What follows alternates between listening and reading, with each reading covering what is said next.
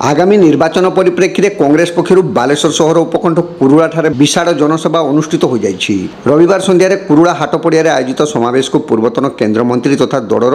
सांसद प्रार्थी श्रीकांत जेना, पूर्वतन विधायक तथा दलर विधायक प्रार्थी सुदर्शन जेना, भोगराईर विधायक प्रार्थी सत्यशिव दास प्रमुख उद्बोधन देते।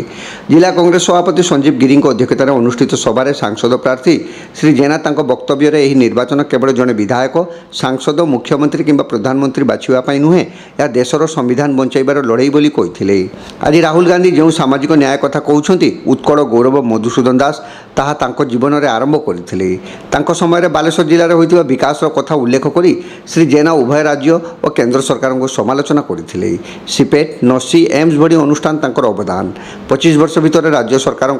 राज्य को जदि कौन अवदान थाए ताकि ओडिशा को गरीबी रे 1 नंबर करने व्यतीत अन्य किछि नुहे। तांको सह प्रतिद्वंदिता थिबा 2 विरोधी प्रार्थी जड़े ऑफिशियल एवं जड़े डमी भाव उल्लेख करी यह एक मैच फिक्सिंग बोली से तात्सल्य करथिले। विधायक प्रार्थी श्री जेना तांको समय रेमुणार जो विकास होइतिला ता आगे नेबापई पुणी थरे तांको समर्थन पई आह्वान देथिले। बालेश्वर श्रीक्षेत्र हेले कुरुड़ा सिंहद्वार आरंभ होइतिबा कांग्रेस रे अभियान सफल हेबो बोली भोगराई विधायक प्रार्थी श्री दास तांको वक्तव्य कहिथिले। सभारे नुहे नानी नुहे नना आमर दरकार श्रीकांत जेना बोली नारा दिया जाइथिला। सभारे पूर्वतन विधायक अक्षय कुमार आचार्य, पद्मलोचन लेंका समेत उर्मिला महाडिक, ज्योत्स्ना सेनापति, असगर अली, रामनारायण शतपथी, निशित कुमार बारिक, तुषारकांति तपसी, अक्षय मल्लिक, सरोज लेंका, सुधांशु जेना, गणेश पंडा, निरंजन बेहेरा, मनोज महांती, मनोरंजन पंडा, विकास दास प्रमुख मंचासीन होइथिले। रेमुणा ब्लॉक कांग्रेस कमिटी सभापति तरुण कुमार दास धन्यवाद देथिले। प्रारंभ में मधुबाबू और इंदिरा प्रतिमूर्ति रे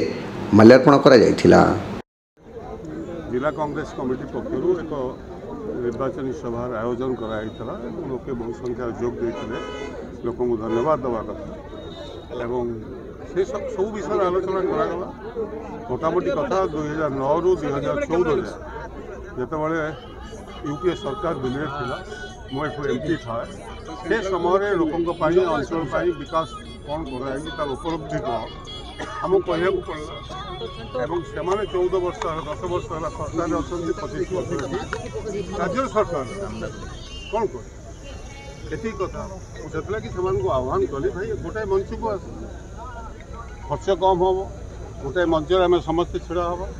और कह जदि लोके कहे ना श्रीकांत बाबू आप भूल कहते पलि कांग्रेस दल उड्र करने मो कैंडिडेट से भोट देवे देदेवे कि मना कौन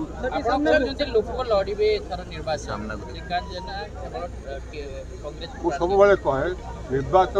निर्वाचन संविधान को रक्षा करने मामूली लड़ाई नुहे से पर्यंत लोके न लड़ी लोकंर निर्वाचन न कहती संविधान में जो अधिकार दिखाई से अधिकार को सब्यस्त करने जो अधिकार भोट कर बहुत मूल्यवान एवं ताको यदि से निजे प्रयोग न करेंगे लोक हैरान लोक हैरान हो लोकंर विजय है कांग्रेस विजय हो। आम सब विश्वास करूँ जे